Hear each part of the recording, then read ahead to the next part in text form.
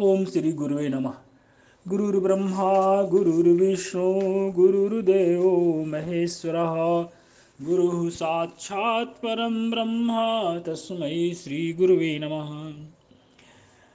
ओम सं नो मित्रः सं वरुणः सं नो हितैर्मा सं न इन्द्रो बृहस्पतिः सं नो विष्णुरुक्रमः नमो ब्रह्मणे नमो वायो तमे प्रत्यक्षं ब्रह्मसि त्वमेव प्रत्यक्षं ब्रह्म वदिष्यामि ऋतुं वदिष्यामि सत्यं वदिष्यामि तन्मामवतु मामवतु वक्तारम्।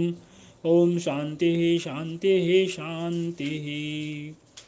तो जो अंतर्यामी के रूप में भगवान को मानते हैं कि सब कल पुर्जा वही चलाता है, तो केवल हाथ पांव का कल पुर्जा नहीं, मशीन नहीं, मन और बुद्धि का कल पुर्जा भी वही चलाता है। यंत्र रूढ़ानी माया, जागृत स्वप्न सुषुप्ति का भी संचालन वही करते हैं। तो सभी मतों में यह बात मानी जाती है कि ही सुप्रणा सयुजा सखायाम समानम वृक्षम परिसस्व जाते।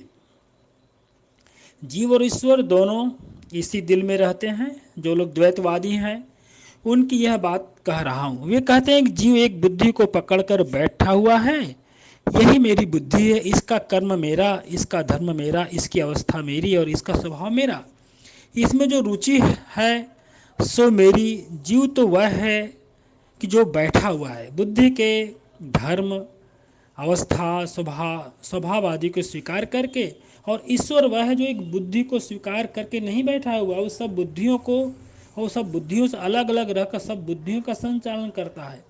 सब बुद्धियों में है और बुद्धियों में रहकर भी उनसे अलग है और उनका संचालन करता है। वेदांती कहते कि नहीं, जो बुद्धि को पकड़ कर बैठा है सो तो प्रतिबिंब है और ईश्वर बिंब है, और ये दोनों औपाधिक है।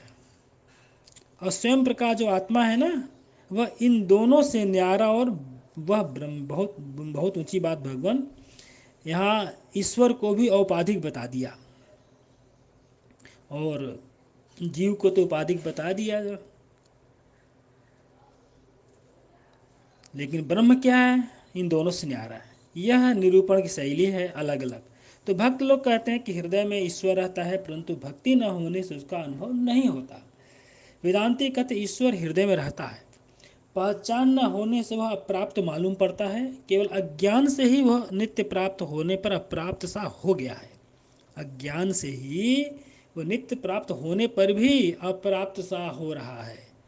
केवल अज्ञान के कारण हम पहचानते नहीं हैं, भूले हुए हैं, भटके हुए हैं। संसार में माया जो है ना भटकाए पड़ी है, आंखों पर पर्दा डाल रखी है, वास्तविकता नहीं देख रहे हैं, बाहर बाहर अंदर नहीं देख रहे हैं।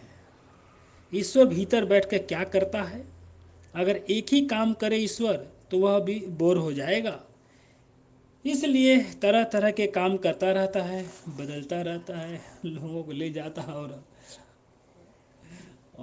ले आता भी है, और अंतःकरण को सुला देता है, कभी जगा देता है, कभी उसमें सपने दिखाता है।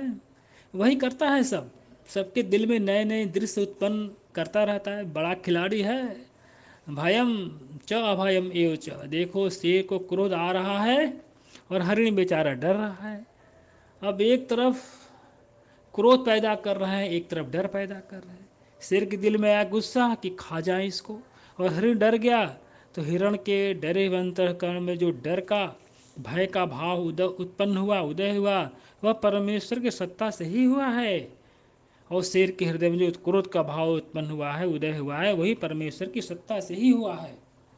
इस बात को ऐसे समझो कि आप, कि मान लो कि आपको सपना आवे और उसमें एक शेर हो, एक हिरण होए, और उसे हिरण पर आक्रमण कर दे, तो हिरण तो डर के बेचारा चुप हो गया और शेर उसे चीरे जा रहा है। अब आपके अंतर्करण जो स्वप्न आ रहा है और उसमें जो गुस्से वाला शेर है और डरा हुआ जो हिरण है, ये दोनों आपकी ही सत्ता से हैं कि नहीं, बताइए। हम तो कह रहे हैं भगवान, अगर आप सपना दिखने वाले न होते, यदि आप सपना देखने वाले न होते, आप अंतःकरण को न देख रहे होते, तो कहाँ से वो शेर दिखाई पड़ता, कहाँ से उसमें गुस्सा होता, कहाँ से उस हिरण में डर होता।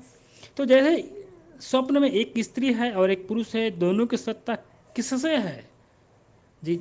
तो हम तो करें एक ही सत्ता से हुक्म, जैसे शेर और हिरण की सत्ता है एक सत्ता से, वैसे ही वहाँ पुरुष हो, बालक हो, बूढ़ा हो, माता पिता हो, कोई भी हो, सबकी सत्ता किससे है?